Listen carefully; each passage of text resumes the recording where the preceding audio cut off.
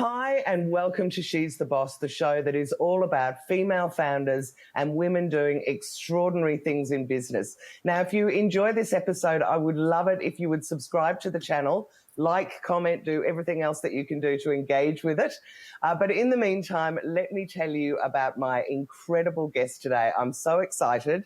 I've got Michelle Redfern joining me. Now, Michelle has got a huge list of accomplishments. She's the founder and MD of Advancing Women in Business and Sport. She's the co-founder and co-host of A Career That Soars and Lead to Soar. She's the founder of Women Who Get It. Great name. Love that one straight away. Co-founder of Culturally Diverse Women and Workforces. And she's an advocate for workplace inclusion, diversity and gender equality. So she is exactly my type of woman. Welcome, Michelle. I'm so glad to have you on the show. I am very pleased to be here. Thank you, Jules, for the opportunity. Looking forward to our chat. Yeah, so am I. So let's get started. Why don't you tell everyone what you're doing right now and why you're doing it? So what I'm doing right now, rather than read out a laundry list of things, because I have what is called a portfolio career. Great. Very nice. But Proper in that entrepreneur.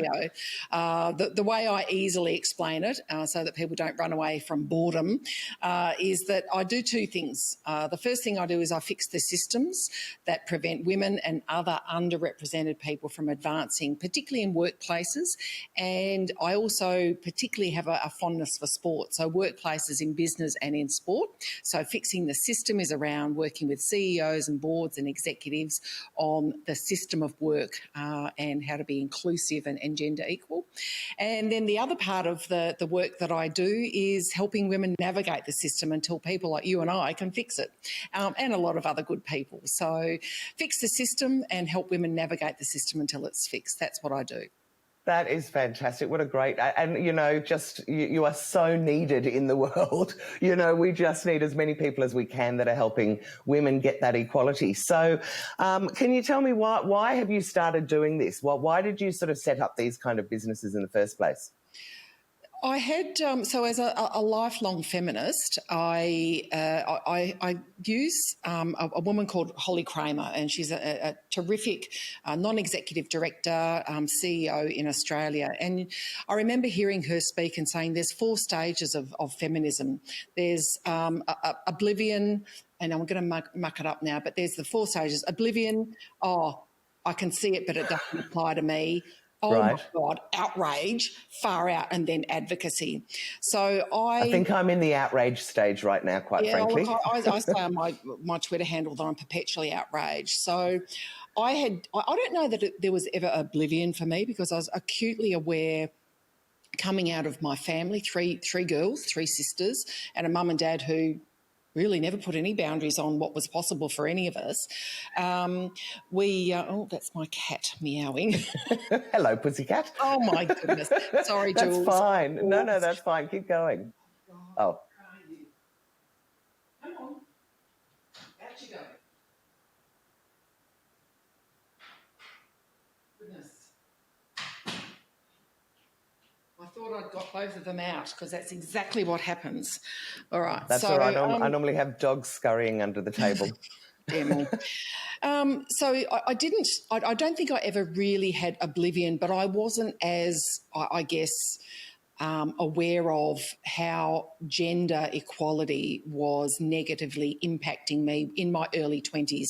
But certainly as I had my kids and had to start making choices that I thought I never would have to make about career or work or what have you, I became more and more alive to, open to the sheer inequity, outright discrimination, harassment in workplaces. Now, can't say that I did a lot about it other than be a very strong voice and supporter and leader in workplaces.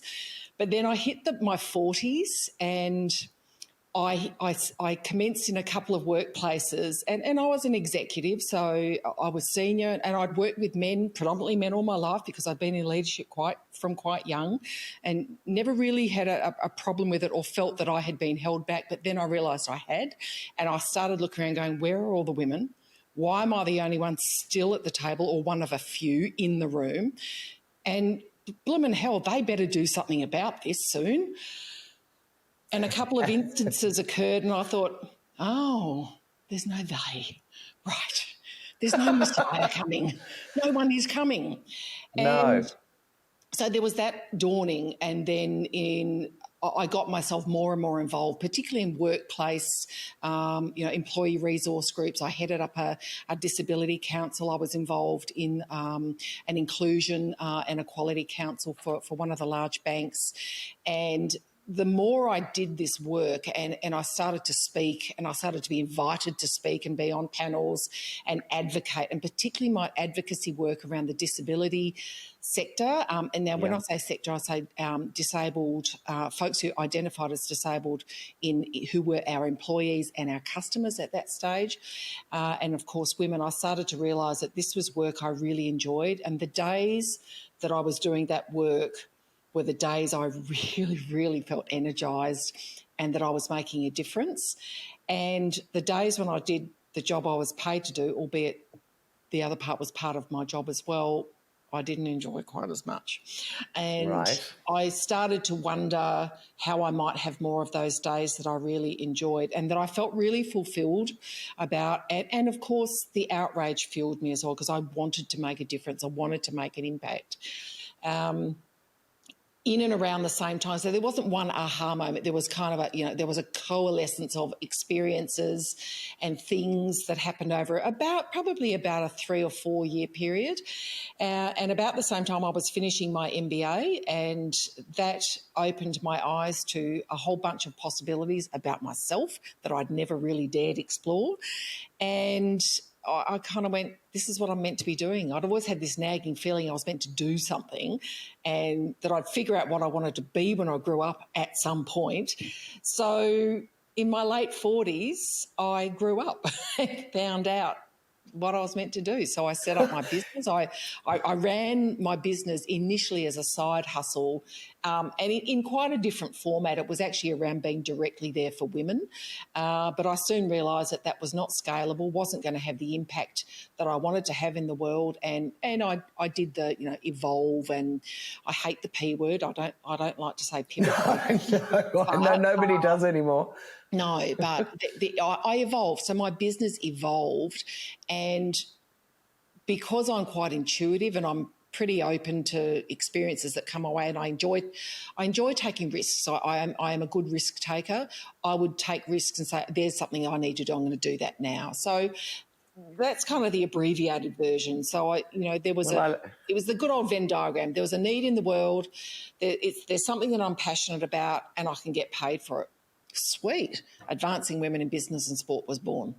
Absolutely. I absolutely love it. There's a couple of things that you said then that really caught my attention. One was that, and I think it's really true of myself, and I'd say stacks of women, which is that we do think we're all equal. Certainly in our 20s, our colleagues all treat us like we're equal. Everything's fine. And then it is around 40 that you turn around and go, hang on, where are all the other women? Yeah. And the other thing is I grew up in a family with 3 brothers.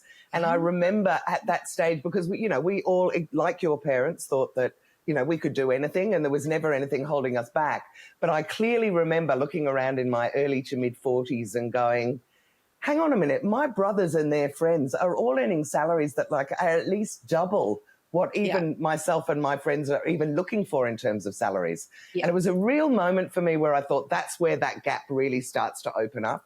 And I think when you're younger and you're all juniors and you're all just working your way through your career, you don't really notice it as much until you get to that senior management level and go, what's happened? Yeah. Yeah. So I just think that's spot on. And I also feel like, and I did a post about this morning actually, that as you get older, you start going, I don't give a fuck, really. I really don't care what anyone thinks anymore about me, because I'm so sure that I'm on the right path and I found my purpose. And I love that description that you gave of that. So talk to me about, let's go back to your whole career, actually. Let's just wind me back to you growing up with 2 sisters or 3 sisters, and what you thought you would do and how your career has evolved, because I bet it's absolutely fascinating. Yeah. So no pressure though. 2 sisters, grew up in Midwest, Western Australia. So in a town called Geraldton, so in the wheat belt, and it was a fishing, crayfishing, farming, hub, deep water port, all that kind of stuff. And Dad worked for the PMG and Telecom and Telstra later on as it became. Mum was a stay-at-home mum until I was about 14, I think, and then she went back to work. So we had from the outside, a very ordinary upbringing. However, age delivers a lot of wisdom. It sure does. And I was only having this conversation with my wife the other day. My wife and I are only 1 year apart, and if you looked at our family demographics, you could see almost cookie cutter, but our experiences were so different simply because I had parents who were so determined to create a better life and create more opportunities for their daughters to jump into. Mum and Dad were both post-war babies. They both had to leave school early because they had to support the family, all that kind of stuff. And they were very, very determined that their daughters would not have to make those choices. So when I told them I was leaving school at 15, which 15? Why 15? You hated it? No, I saw an opportunity, and the opportunity. Oh God, the entrepreneur was coming out at 15. Well, it kind of, interestingly enough, it probably was actually, because although I had never considered myself to be entrepreneurial or innovative until I did. No, we didn't even know the word, I think, in those days, really. It was just people who kept on changing jobs. Yeah, well, that was me, yeah. But I'd done work experience in one of the local businesses. Then they gave me the Saturday morning job and the holiday job, and then towards the end of year 10, their office girl resigned, and they rang me and they said, do you want a job? And I went, hell yeah. And I wanted to earn money because money was my ticket to choice. And at that point, the first choice was I want to buy a car and I want to be driving the day I turn 17, which is when you can get your driver's licence in Perth or in WA. And I do not want to be asking my father to borrow the car because it'll be one more way that he can control me. Yeah. Love my dad, but Yes. So I took the job. Mum and Dad were devastated, and it took a fair bit of negotiation. Now, I've got to say, if I look back now, I think, okay, negotiation skills, I did that pretty well too. So you did, but your parents sound amazing. They just sound fantastic, and that they would even have that discussion with you is brilliant. They were horrified. They were terrified that I was going to end up stuck in a small country town, married at the age of 19, and have my life limited. And I say that with the greatest respect for people who make those choices, but they didn't want me not to have choices. They taught me that I could be anything. I wanted to be a computer programmer. So the one and one only computer in my high school was something that I'd gravitated towards. It was the computer lab. One computer for 700 kids, you're like... Gorgeous. Oh, my God. But it was such new technology back in those days, wasn't it? I was fascinated by it. I was fascinated. Yeah. So, look, that transpired. I moved to the Big Smoke a few years later because that was always the destination for me, the Big Smoke being Perth. How little did I know. Yeah. Started in banking, then decided that was really... that sucked because it paid very poorly and interestingly enough, I don't think I would have been able to articulate this at the time, Jules, but I could see that there was a limited career growth for me there because there was a hell of a lot of people standing in my way, and those people were credentialed, schooled white men. Yep. And I just went, no, well, this sucks, and I want to make money because I knew money meant choice. And so I quit, which was a bit naughty. And my dad How long had you been at the bank at that stage? I'd been in one place that ended up being merged with another. So but in total about 20, I don't know, 3 or 4 years, something like that. Yeah, gave it a fair whack though. Yeah. I mean, the last 12 months I was there in body, but certainly not in spirit.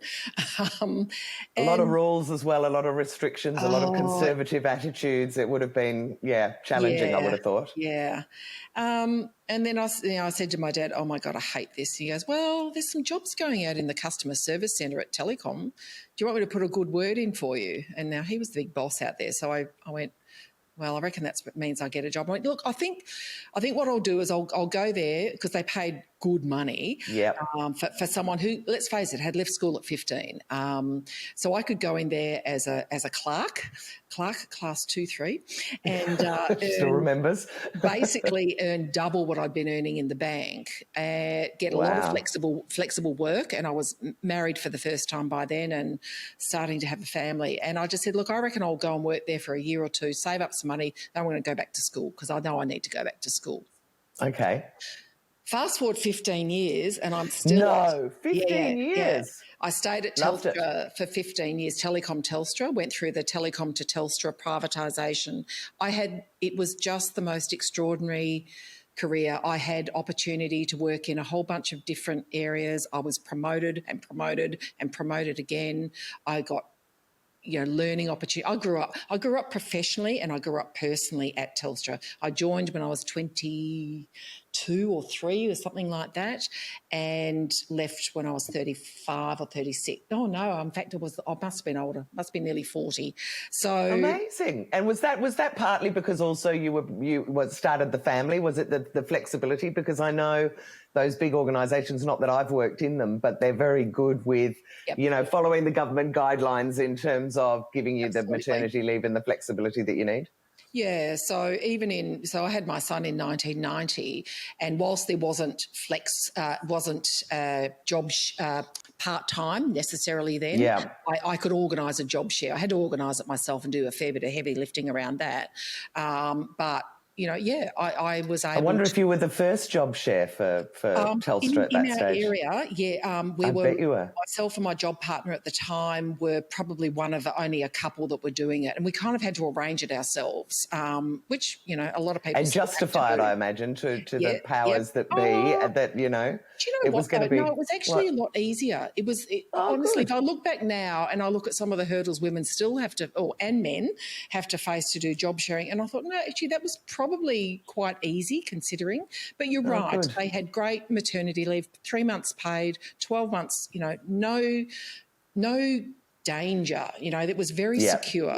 But I was very comfortable. And about halfway through my tenure there, I had a very, very, very good boss who took me aside and said, come on, it's time to get serious about your career.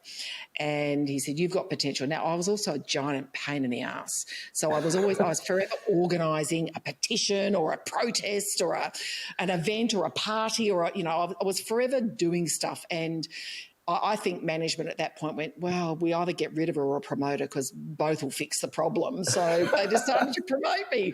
Fantastic. So what was your last role there?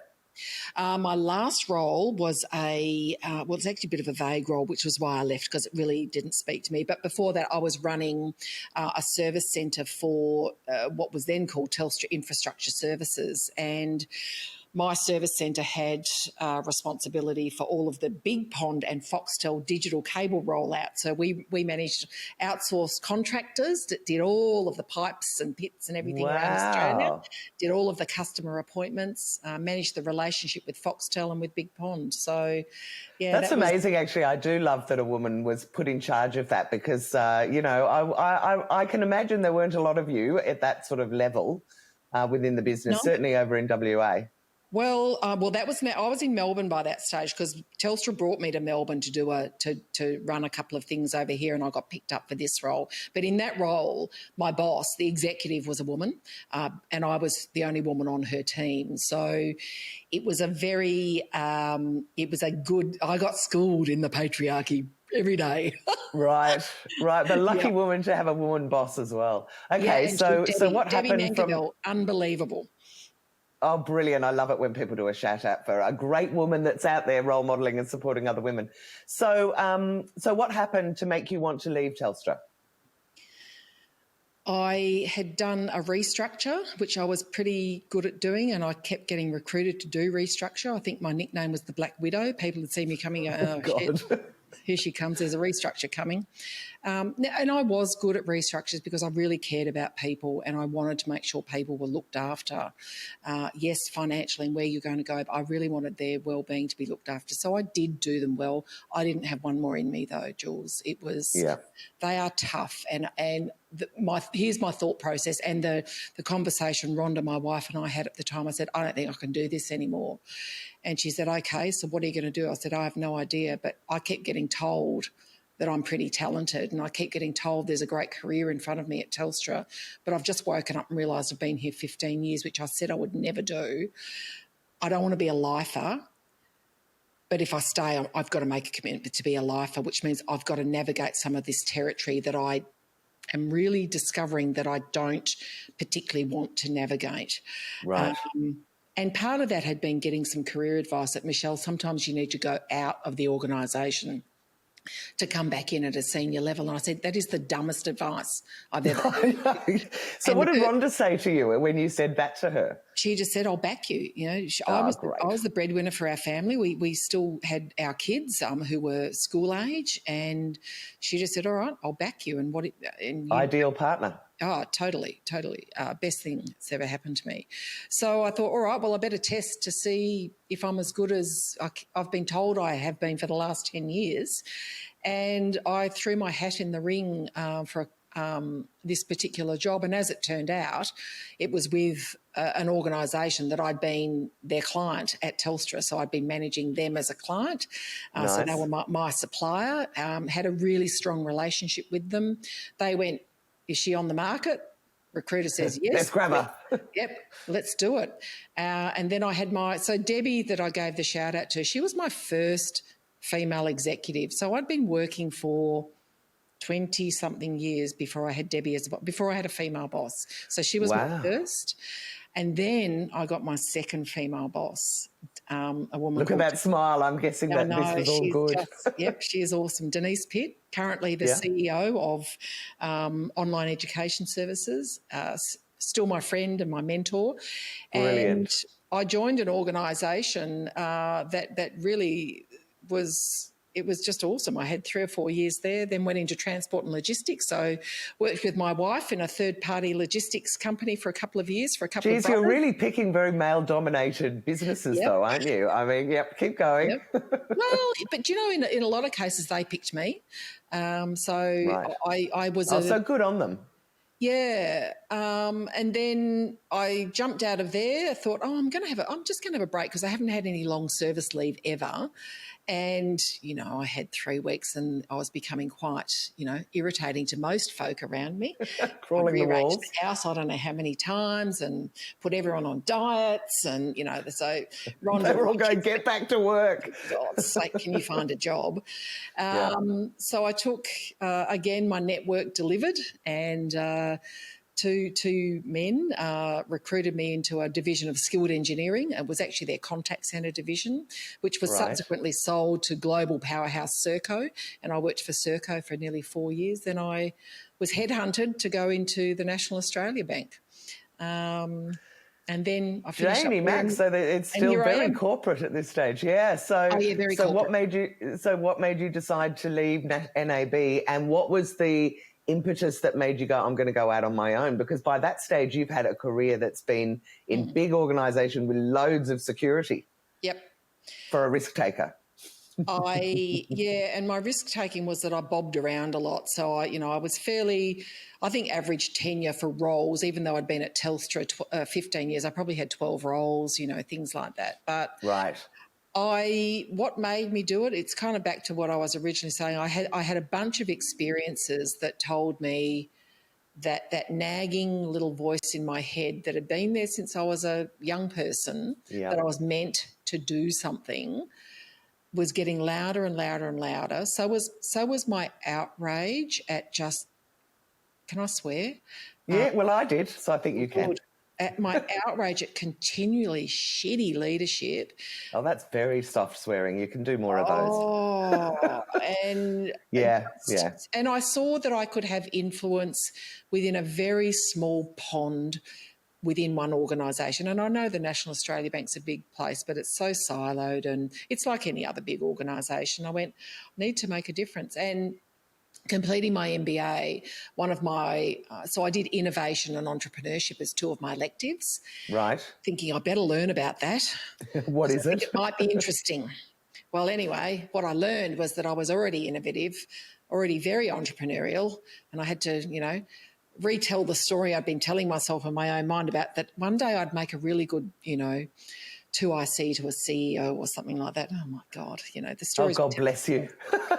So why advancing women in business and sport? Why throw sport in there as well? Was there, other than you loved it, had you worked in sports management or, done anything with sports organisations that was, driving you in that direction?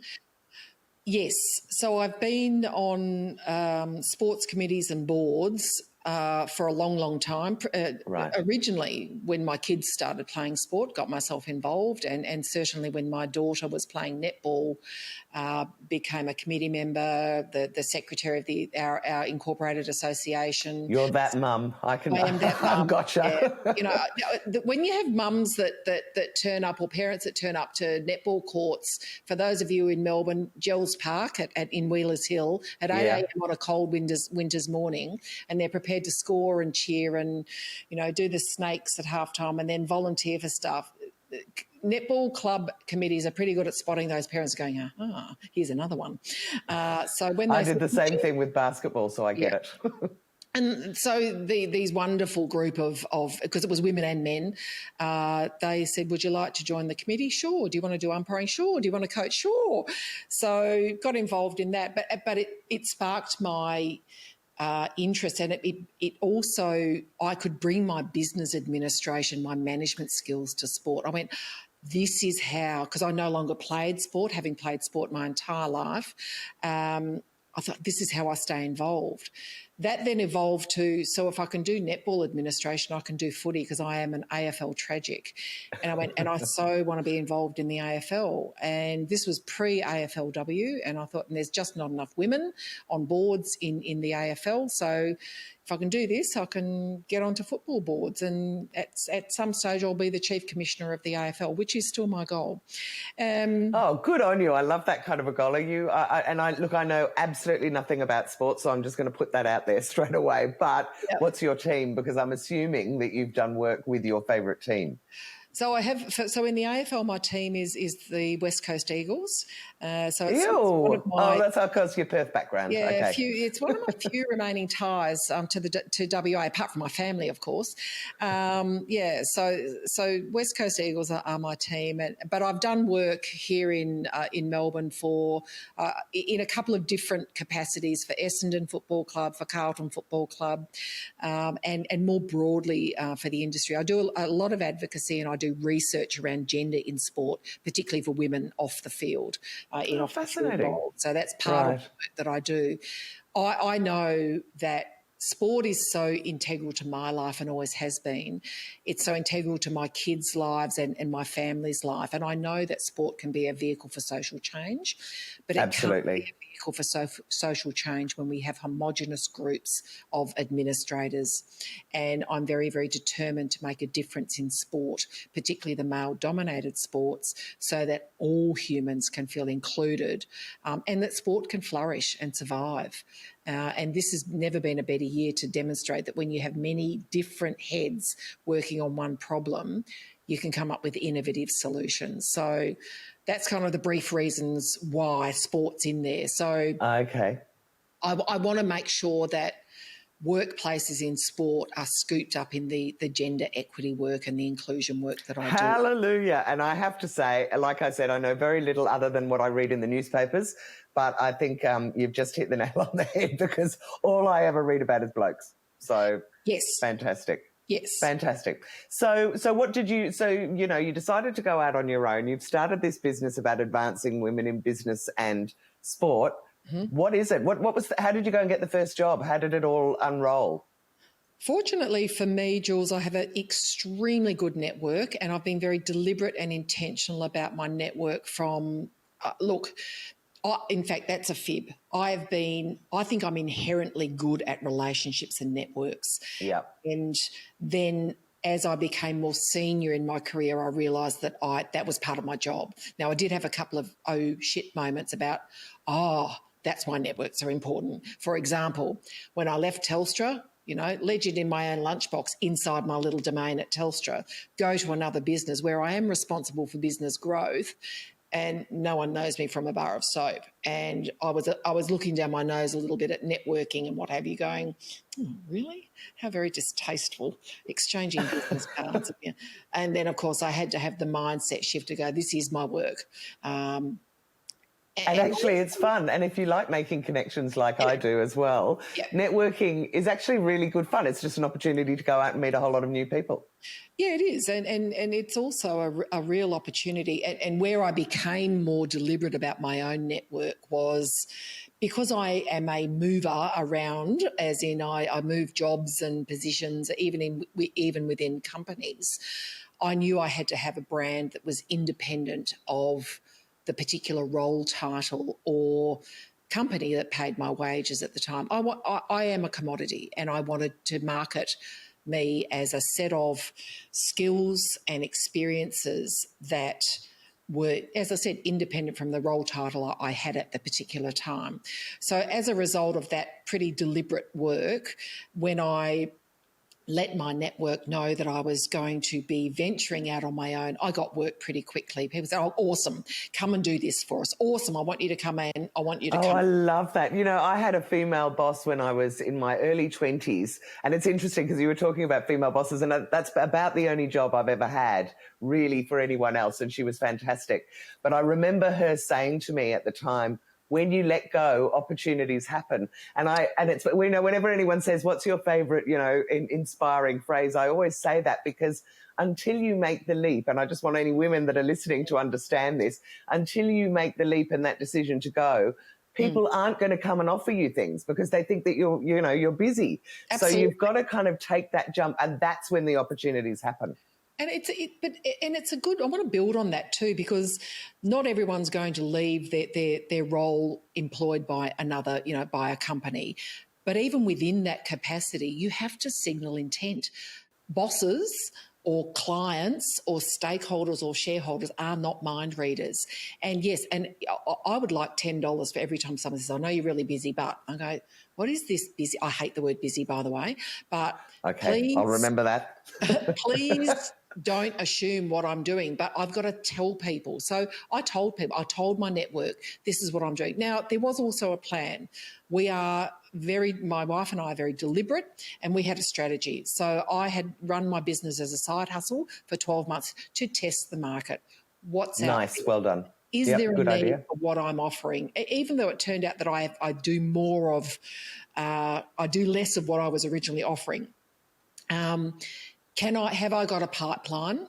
And financially, I was nearly 50, so there's no way I'm going to throw away a whole bunch of, fairly good years of bedding down finances for the future by going, oh, let's do something really risky. Let's just throw it all away. Okay, throw caution to the wind. We had a plan and to build it while I was still earning a corporate income. And then I had some targets. So I needed to replicate 50% of my executive income in the first year. Otherwise, I was going back to work. So there's nothing like a little, and I've got to say... Put a rocket up, yeah? Totally, exactly. Totally. So two things happened for me though, Jules, and this is where I had a couple of those shit moments. One, the work came easily to start off with, and it was like, this entrepreneurship, this is a bit of a lark, off I go. And so I left. So essentially it was, I'd been running the side hustle for a whole of 2016, so 2017, I'm in doing this, that and the other, yay. Gets to about April, and we're sitting down doing the books, and Rhonda said, right, so show me the pipeline for the rest of the year. What's on? And I went, what? And she said, you know the deal. Words to that effect. And I said, yeah. And I thought, righto, Michelle, you've skated on your reputation and your network for long enough. Now you need to dig in and build a suite of offerings and tell people about that. What are the problems I'm going to solve? What's the difference that I'm going to make? What's the value I'm going to create for my clients? And I needed to sit down and do some really hard work on that. Fortunately, I have an extraordinary wife who's a CFO who helps with that, certainly the finance strategy side, and I've got a terrific friend called Judy Pridmore, who is a strategist. She's a business strategist. Yeah, you are very lucky to have those women around you. She sat me down. We came in. I'm looking at my office right now. She said, I'm coming in. We're going to get on the whiteboard. We're going to have a bit of a session, strategy session. And it was a game changer. So, fortunately, 4 or 5 months in, I had the oh shit moment, dug in and said, right, I need to get serious now. So what did you do? I'm interested. What was the beginning of the strategy when you've got no pipeline and it's April and you got to get through the rest of the year? Well, stop fiddling around on stuff that doesn't pay and start focusing on stuff that does. There were great advice. Totally. There were 3 columns of activities, my key activities, the ones that pay a lot, the ones that pay a little, and the ones that pay nothing. Guess where I was spending most of my time? Yep. Yeah. And Judy went, well, you kind of got, I don't know, you see it on the whiteboard here. And I went, okay. So again, I had to step back and say, so what am I going to do here? And that was then about saying, who are my clients? Who are my potential clients? What are their problems that I'm the only one that can solve for them? And then I started talking to them. And particularly in sport, and I went back to my network and said, this is what I do. So because some of you might think I do this, that I'm a coach and I'm a mentor of women. And there's a little bit of that. In fact, I rarely do that anymore. I do it in a different way now. But this is what I do. I want to fix the system. And this is how I'm going to go about it. People, oh, that's cool. That is so good to know. Now, I know someone who can. Let me make an introduction and start the conversations. And you know what? You've got to be used to, get used to the fact that people go, I don't know anyone right now, Michelle, but I'll keep you in mind. Now, I know that they're not going to keep me in mind because people are so busy. So then there's a very big lesson in that. Totally. You just have to stay in touch with people. Yeah, absolutely. So I went, well, most people aren't going to get up in the morning and go, oh, I wonder what Michelle Redfern's doing today. That would be interesting to know. They're not. I am the least thing on their mind or the last thing on their mind. So I have to be present and I have to be visible. So I went, right, what's my marketing strategy? My marketing strategy is to get out there and speak about what I'm passionate about. It's to develop the research, particularly the research for women in sport, and say this is research that executives can have and action. It is being generous and contributing lots on social media. Yes, I like to shake my fist at the sky a bit, particularly on Twitter, but it's in about saying how can I use these platforms where I've already got a very, very good network and following, and how can I use them for greater impact? So I had a whole bunch of things that I needed to dial up and a couple of things I needed to just dial down, and I got on with it. Brilliant. So, look, we're going to run out of time very soon, and we haven't quite got to Women Who Get It. So tell me what that is, and then your podcasts. Yep. So Women Who Get It is my passion project. Now, that is the 3rd column. It pays no money. Right. But it's this Facebook group that I set up in 2016 because I was pissed off. I'd been to a couple of networking events and went, why aren't these women networking? Why aren't they sit at the table with each other, with their friend, and don't talk to, oh, my God, and I'd go around and talk to particularly women who were clearly at the career start or in that moving into that middle part of their career. So there was that, and then it was like, I don't want to talk about kids and blooming fashion and makeup and crap. I can go onto Instagram. I think I joined your Facebook group really early on, actually, now that you're talking about it. I just love the name. I want to talk business. I want to talk feminism. I just want to, anyway. So I was having lunch on a Friday with my friend, and we might have had a bottle of rosé, and I was having a bit of a rant. And I said to Kelly, oh, for goodness sake, blah, blah, blah. And she goes, well, what are you going to do about it, Michelle? And I went, oh, I don't know. I just want to hang around with women who get it. And she went, I went, oh, that's a really good name. What can I do with that? Because often I can start off with a name or a picture, and I go, what can I build out of that? And I went, that's a really good name. I know what I'll do. I'll kind of have these dinners or a group or something. I went, why don't I use Facebook? That'll be easy because I've got friends all over the world, and there will just be kind of 50 or 60 of us, and we'll have these really great conversations. So I started it, invited all my friends that I knew would be like-minded or into it. So by the end of that weekend, the Sunday, they'd invited other people, and there were 100 women in there. I thought, oh, goodness, okay, that got big quick. The next weekend it was 300, then it was 500. And I went, what the hell is going on here? And I was just posting stuff. What was on my mind? What was in my heart? You know, have you seen this? Does anyone need any help with stuff, or I need help with? And anyway, after a few weeks, people said, we should have an event. I said, yeah, we should. Oh, they mean me. Right. Okay. All right. I'll organise a get-together, thinking there'll be 20 of us getting together. 60 turned up. Then they said at the end of this event, when are we going to do it again? I said, in 2 months' time. So I did another one, and then I did another one, and now we've got nearly 5,000 members. It's a really engaged community. I do events from time to time, little webinar. It's a community of women who get it. You know, there's no advertising, there's no mean girls, there's no bullshit. It's about saying, I've got a problem, I can help you solve it. I can solve problems. Who would like me to?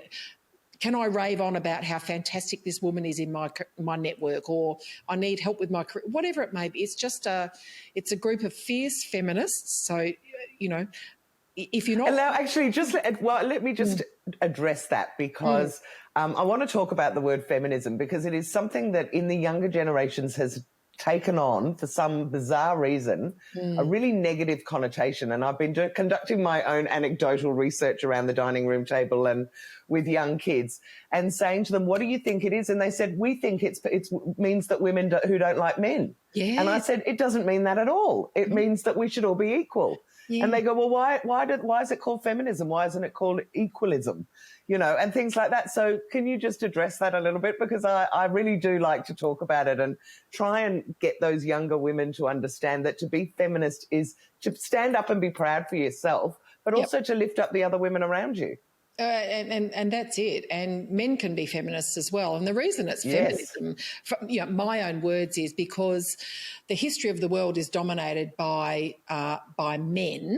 And what we want to do is have the opportunity for every human in the world to reach their full potential, irrespective of their gender, their race, how they identify in any way, ableism, able-bodied, I should say, or disabled. Now, when it comes to feminism, I don't want any woman to be held back simply because she has a vagina, or that's pretty much it. I think as that's a woman. Yeah, right. And I will say that I've had my own, I wouldn't say tricky relationship, but I've dialed up and dialed down my visibility around feminism until about the last 20 years. Certainly in my 20s and 30s, absolutely feminist, but would choose my moments. And see, that brings me back to what I was talking about. There's something that happens in your late 40s where you go, you know what? It's time for me to just embrace what I am. But in my 20s, it was in the 1980s, and it was a very different world. When I looked up, there were no women. You know, when as an ambitious woman, I looked up and thought, there's no women. And if there are women, they don't have kids. There's no one like me.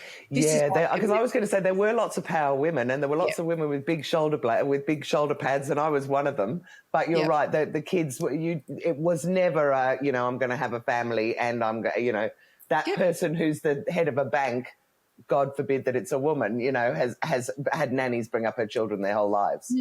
If they've had them. Yeah. So for me, feminism is, it is, feminism doesn't mean I hate men. I don't know how I could hate men. I've got a dad I adore. I've got a son I worship, and my daughter. And lots of friends. And I've got nieces and nephews and brother-in-laws. And bosses, like that guy who said to you, come on, Michelle, you've got to look at your career properly. So it is about a fair go. Yeah. And why wouldn't you have a fair go just because you identify as a woman? Absolutely. Now, I could do this as a 3-hour interview, to be honest, but I'm afraid we're going to have to go. I have absolutely loved talking to you. If anyone wants to get hold of you, what's the best way to do that other than to go on to Women Who Get It?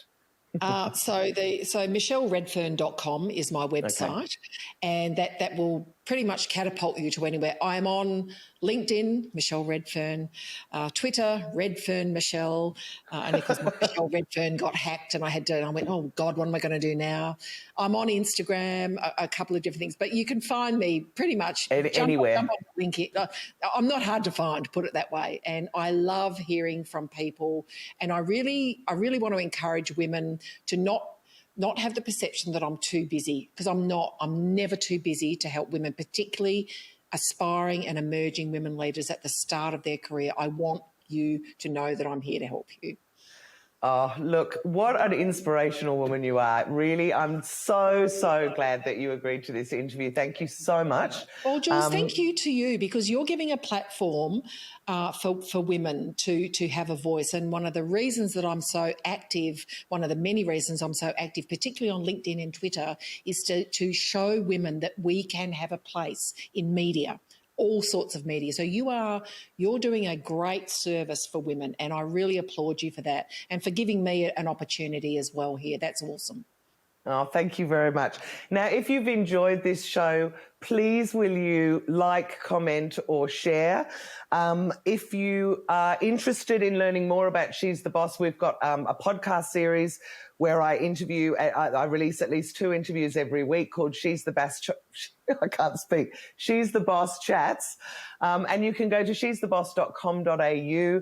I run lunches for female founders every Friday. I would love you to come and join us. So thank you so much for joining us on the show today. And I'll look forward to seeing you for the next episode.